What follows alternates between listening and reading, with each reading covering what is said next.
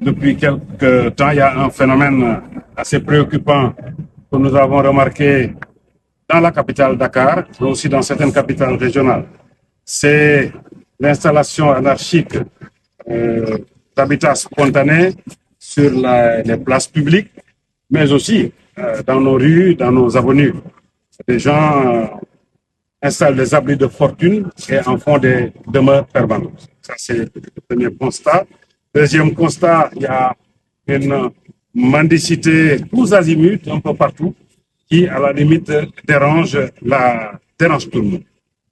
On voit que la plupart de ces gens, ce sont des femmes et des enfants vraiment des couches vulnérables en situation de très grande précarité.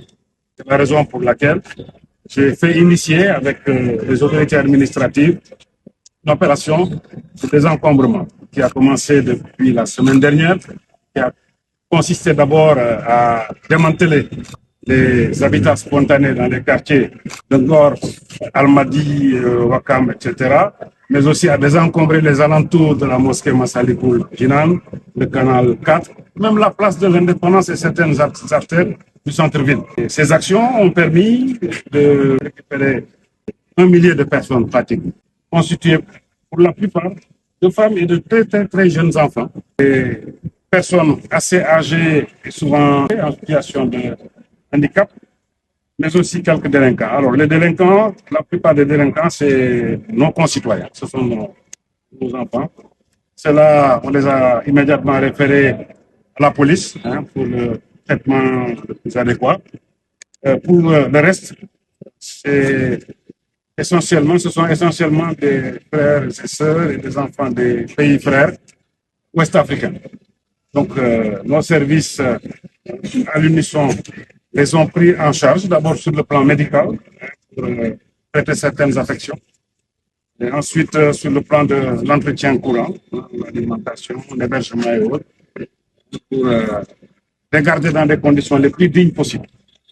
Comme vous le savez, la mendicité, comme le vagabondage, sont des infractions pénales. Même s'ils sont ressortissants de la CEDEAO, ils sont complètement dehors des lois et des règlements. L'opération a pour but premier de régler des questions de sécurité publique, régler le problème du cadre de vie, le problème de tranquillité et de salubrité publique.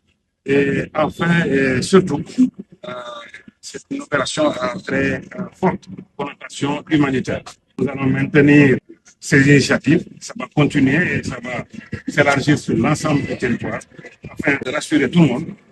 Je remercie tous les services qui se sont engagés à fond pour nous permettre de conduire ces actions dans les conditions les plus humaines possibles.